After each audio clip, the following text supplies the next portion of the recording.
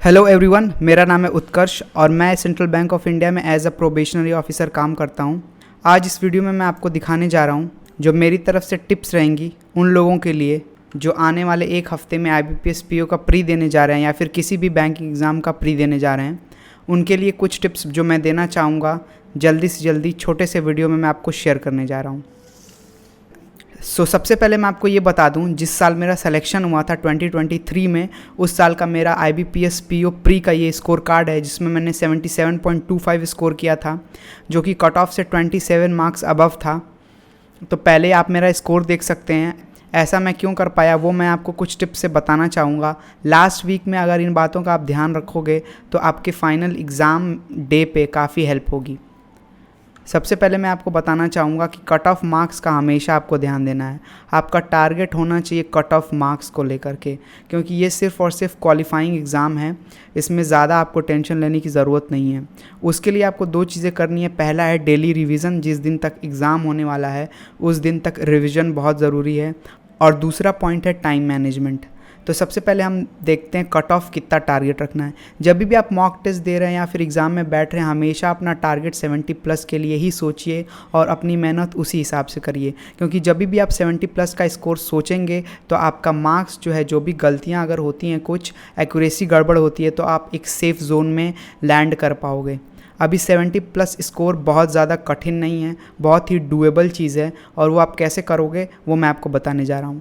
सबसे इंपॉर्टेंट है daily revision. जब तक कि प्री का एग्ज़ाम नहीं होता है उसमें आपको क्या क्या रिवाइज़ करना है।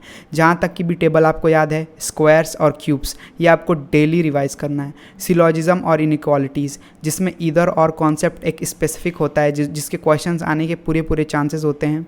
थर्ड पॉइंट है अरिथमेटिक्स के फॉर्मूले, जो कि मैथमेटिक्स में जो भी 8-10 क्वेश्चंस अरिथमेटिक्स से आते हैं, कभी ऐसा होता है मैक्सिमम टाइम्स की फार्मूला बेस्ड डायरेक्ट क्वेश्चंस आ जाते हैं, जो कि फार्मूला आपका कंफर्म रहेगा तो आप उसको तुरंत सॉल्व कर सकते हैं।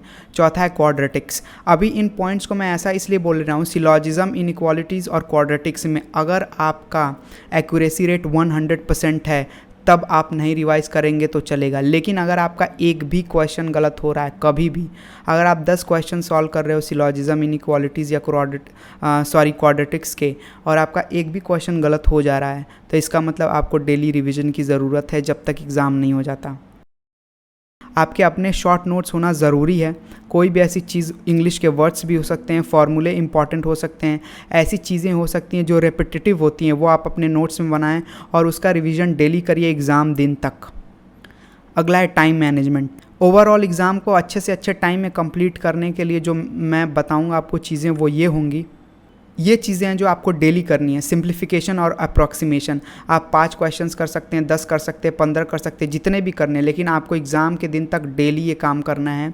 और टफ़ से टफ़ सिंप्लीफिकेशन या अप्रॉक्सीमेशन ट्राई करिए करने का, क्योंकि मैक्सिमम टाइम ऐसा होता है कि जब भी आप एग्ज़ाम देने जा रहे हो, अगर पेपर कैलकुलेटिव आ रहा है तो वो इतना कैलकुलेटिव आ जाता है कि आप थोड़े से शॉक में या कन्फ्यूजन में चले जाते हो कि ऐसा पेपर कैसे आ गया। क्योंकि हमेशा आपको लोग बताते हैं कि कैलकुलेशंस ईजी आती है या फिर डुएबल होती हैं, लेकिन मैक्सिमम टाइम्स ऐसे होते हैं कभी कभी पेपर टफ़ आ जाता है और इसमें आपको अप्रॉक्सीमेशन लगाना ही पड़ता है। इसलिए ये भी आप डेली करिए एग्ज़ाम दिन तक।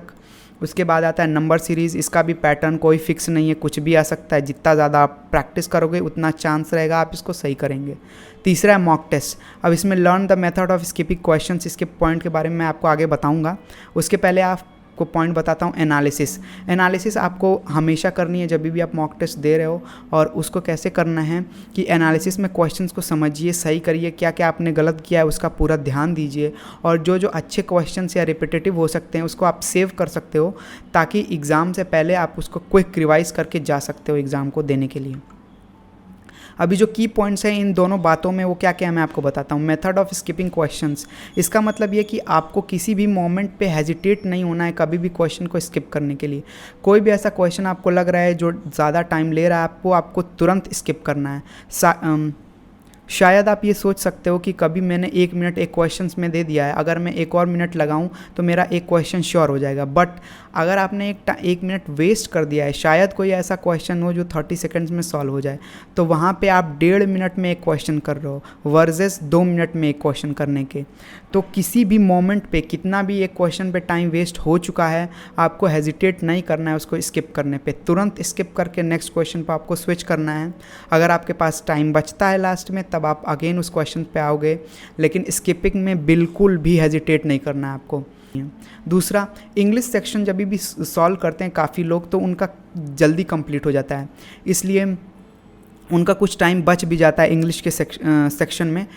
तो इसलिए मैं ये लिख रहा हूँ कि give full time to English section. जब भी आप कोई सेक्शन जल्दी करते हो, आपकी आदत बन जाती है, तो उसमें सिली मिस्टेक करने के चांसेस बढ़ जाते हैं। और इंग्लिश का सेक्शन ऐसा होता है कि आप दोबारा रिवाइज भी नहीं करना चाहते उसको, इसलिए जब भी आप इंग्लिश सॉल्व करें, थोड़ा सा ज़्यादा टाइम ले करके उसको पूरा कंप्लीट कीजिए और पूरा टाइम देने की कोशिश करिए। अगर आपका टाइम बच जाता तो आप कुछ क्वेश्चंस को रिवाइज भी कर सकते हो जो आपने मार्क किए होंगे।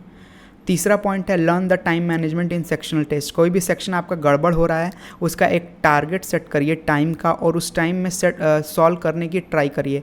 ज़्यादातर मॉक टेस्ट में वो सेक्शनल टाइमिंग कम ही रखते हैं, तो उस टाइम पीरियड में अगर आप वो सेक्शन कंप्लीट कर ले रहे हैं तो ज़्यादा अच्छा होगा आपके लिए। जो आपका एग्रीगेट मार्क्स है वो बढ़ जाएगा इस चीज़ से। तो टाइम मैनेजमेंट हर सेक्शन वाइज आप सीखेंगे सेक्शनल टेस्ट को दे करके, तो ज़्यादा बेनिफिशियल होगा। अभी लास्ट वीक में रिसोर्सेज क्या रखने चाहिए? मेरे हिसाब से लास्ट वीक में सिर्फ और सिर्फ मॉक टेस्ट आपको देना है, कोई भी नए सोर्सेज का यूज़ नहीं करना है। आपके कुछ नोट्स हैं वो आप रिवाइज़ कर सकते हो, कोई भी नया मॉक टेस्ट न ट्राई करें तो ज़्यादा बेहतर है आपके लिए। जो मॉक टेस्ट आप यूज़ करते आ रहे हो वही दीजिए। प्रीवियस ईयर क्वेश्चन पेपर आप 1 या 2 ट्राई कर सकते हो मॉक टेस्ट के फॉर्म में लास्ट वीक में, लेकिन कभी भी नए सोर्सेज की तरफ मत जाइए।